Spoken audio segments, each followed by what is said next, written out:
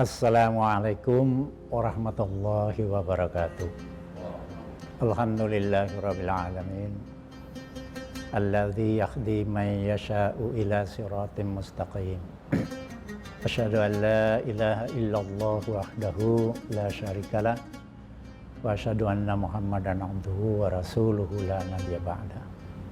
Pemirsa yang dirahmati Allah, dengan sifat Rahman dan Rahimnya, Allah masih melimpahkan nikmat kesehatan, keimanan, dan keislaman, sehingga kita masih dapat melanjutkan aktivitas dan senantiasa tunduk beribadah kepada Allah Subhanahu wa Ta'ala. Di dalam berbicara tentang ekonomi secara syariah maupun bisnis syariah, secara umum kita mengenal ada 3 transaksi yang dilarang dalam Islam. Yang pertama, transaksi yang mengandung gharar atau spekulasi. Yang kedua, ada unsur maisirnya, judi. Dan yang ketiga adalah transaksi riba. Riba itu sendiri berasal dari bahasa Arab az-ziyadatu, yang berarti tambahan, yang secara umum dipahami sebagai adanya penambahan dalam sebuah transaksi tanpa adanya transaksi pengganti yang sah menurut syariah. Transaksi-transaksi pengganti yang sah menurut syariah itu semacam jual beli, sewa menyewa, maupun gadai. Kalau kita berbicara tentang apa status hukumnya, sangat jelas. Orang awam pun memahami bahwa hukum Islam mengharamkan riba. Ayat yang sangat populer kita ingat, Al-Baqarah 275, wa 'alallahul bai'a wa harramar riba.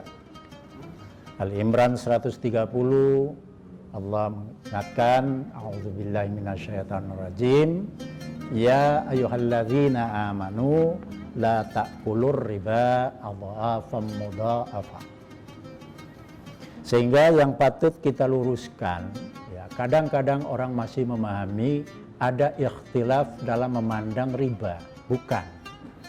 Siapapun ulama itu, riba tetap dihukumkan sebagai haram karena sumbernya jelas, kitab Allah Al-Quran. Yang masih muncul ikhtilaf, pertentangan itu bukan status hukum ribanya, tetapi status hukum apakah bunga bank itu memang riba.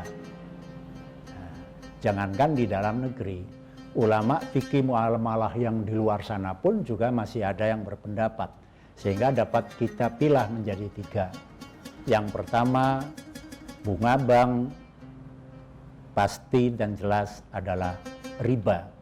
Jadi kalau kita buat persamaan riba sama dengan haram, bunga bank sama dengan riba, maka bunga bank sama dengan haram, kan gitu. Yang kedua, yang subhat. Nah, ini pandangan ini semakin lama semakin berakhir itu, ya. Tetapi ya tinggal 2 yang ekstrim. Sekarang ini bunga bank ada yang masih menerima sebagai bukan riba dengan berbagai dalil-dalilnya.